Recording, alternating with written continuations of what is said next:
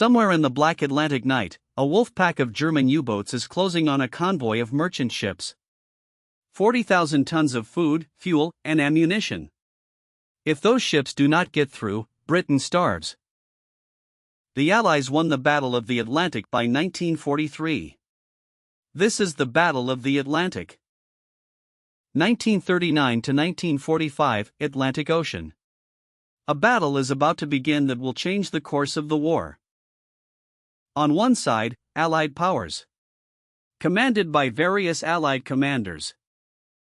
Against them, Nazi Germany, led by Admiral Donitz.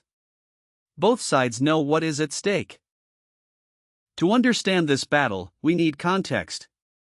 Britain needed 40 million tons of supplies per year to survive.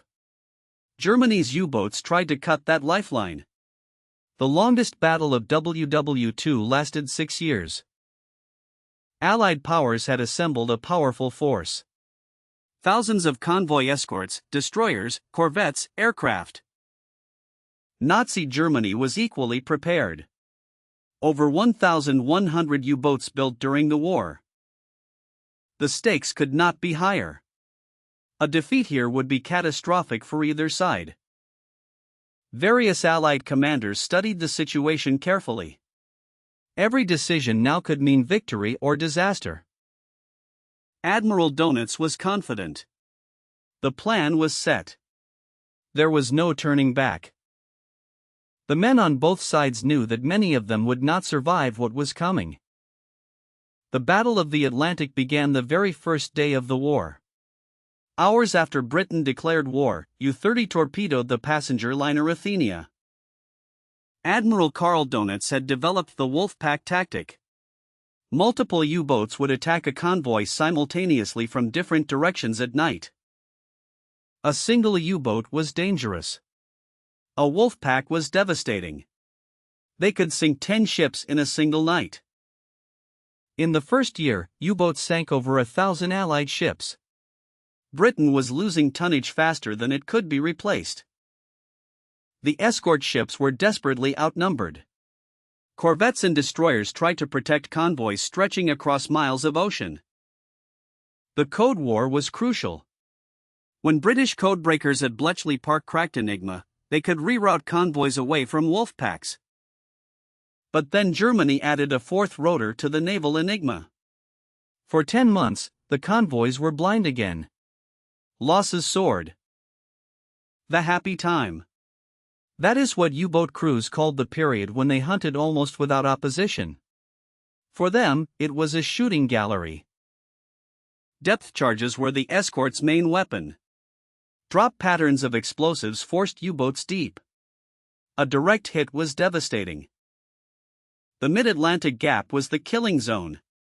Beyond the range of land-based aircraft, convoys were on their own. Long-range Liberator bombers finally closed the gap in 1943.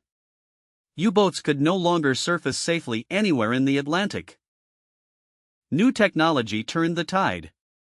Aztec sonar, radar, hedgehog mortars, and ultra-intelligence gave the Allies an overwhelming advantage. In May 1943, Black May, Germany lost 43 U-boats in a single month. Donitz withdrew his submarines from the Atlantic. But Donitz did not give up. He sent his boats back with new technology. Schnorkel breathing tubes let them stay submerged longer. The Type XXI electroboat was revolutionary. Fast underwater, quiet, and deadly. But it came too late to change anything. The human cost was staggering. U-boat crews called themselves the Grey Wolves. But the wolves were being slaughtered. Of the 40,000 men who served in German U-boats, 30,000 never came home. A 75% casualty rate. The Allies lost 3,500 merchant ships and 175 warships. Over 72,000 Allied sailors and merchant seamen perished. In the end, the convoys got through. Britain survived. The supplies that crossed the Atlantic made D-Day possible. The Battle of the Atlantic was the longest, largest, and most complex naval battle in history. 6 years of continuous combat. The Allies won the Battle of the Atlantic by 1943. Despite losing 3,500 ships, the convoys got through and Britain survived to fight on. The cost was enormous.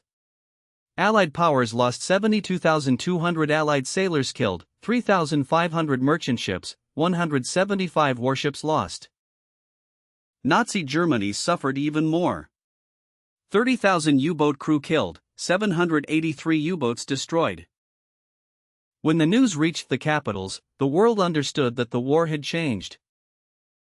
For the soldiers who survived, this battle would haunt them for the rest of their lives. The commanders on both sides would be judged by history for their decisions here. Military historians would later analyze every move, every decision, every mistake. But for those who were there, no analysis could capture what they went through. Without victory in the Atlantic, D-Day would have been impossible. The battle proved that submarines could threaten entire nations but could be defeated by technology, intelligence, and determination. The lessons of this battle would influence military strategy for generations to come. Today, memorials stand where the fighting took place. A reminder of what happened here.